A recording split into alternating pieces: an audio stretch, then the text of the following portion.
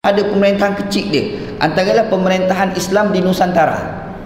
Pemerintahan Islam di Nusantara ni pusat dia kat mana? Melaka. Melaka tu kita dah dengar cerita Melaka ni apa dia? Melaka ni katanya buah Melaka. Pokok Melaka. Parameswara ni cerita orang Melayu kita lah. Anak dah dengar cerita ni masa jam 4 dulu. Cikgu ada cerita dah percaya bulat-bulat. Beriman terus cerita cikgu dulu. Masa dulu jam 4 dulu. Tapi masa pergi mengaji di Mesir tu jumpa kitab cerita sejarah tanah Melayu. Jadi mari parameswara daripada Majapahit tu, dia mari singgah dekat Melaka sekarang lah.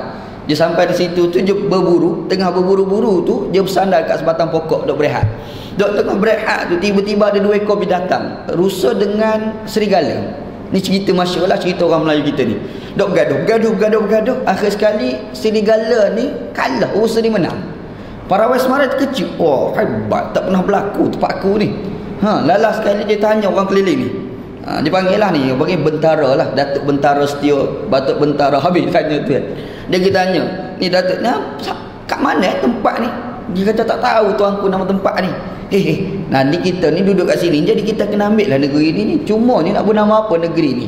Disebabkan tempat tu pelik, dia pun kata, pokok ni pokok apa Dia tanya Datuk Bentara. Datuk tu kata, pokok ni pokok Melaka tuanku. Lagu tu kita pula nama negeri ni negeri Melaka. Cerita yang kita dengar. Parameswara ni Majapahit. Majapahit ni cakap apa agak-agak? Cakap Jawa ke? Cakap Tamil ke? Mana tahu? Kita tak tahu bahasa-bahasa tu kan. Silap hari bulan Parameswara yang cakap Hindu tak tahu cakap Tamil. Silap hari bulan cakap India tak tahu cakap Hindustan. Nepal uskanam kya hai? Dan soalan tu kata Ispal uskanam Melaka hai. Begitu agak-agak. Mana tahu kan. Tapi nak cerita je nama Melaka tu sendiri tu betul ke merujuk kepada pokok Melaka. Bila kita kaji balik, kita baca balik sejarah, rupa-rupa Melaka tu bahasa Arab.